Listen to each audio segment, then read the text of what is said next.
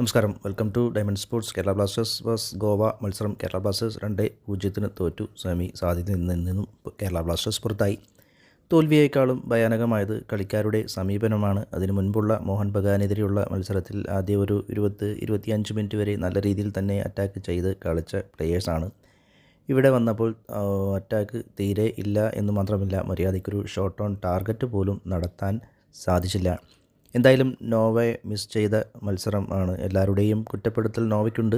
സെൽഫിഷാണ്, pass കൊടുക്കില്ല എന്നൊക്കെയാണ്. പക്ഷേ എന്തു തന്നെയായാലും എത്ര ശക്തമായ ഡിഫൻസ് ആണെങ്കിലും ചാട്ട്ലി പോലെ ഡിഫൻസിനെ കീറിമുറിച്ച് ഷോട്ട് ഉതിർക്കാനുള്ള അദ്ദേഹത്തിൻ്റെ കഴിവ് നാം കണ്ടതാണ്.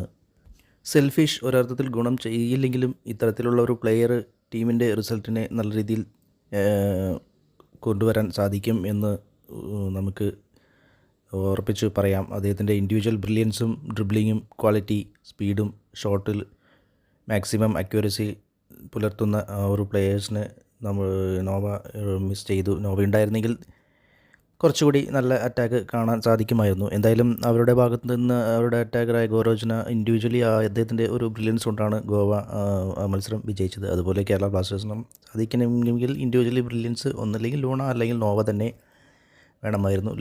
ലൂണ പരമാവധി നല്ല രീതിയിൽ തന്നെയാണ് കളിച്ചത്. പക്ഷേ നോവയും കൂടി ഉണ്ടായിരുന്നെങ്കിൽ കുറച്ചുകൂടി കേരള ബ്ലാസ്റ്റേഴ്സിന് ഈ ഒരു റിസൾട്ടിനെ മാറ്റിമറിക്കാൻ തീർച്ചയായും സാധിക്കുമായിരുന്നു.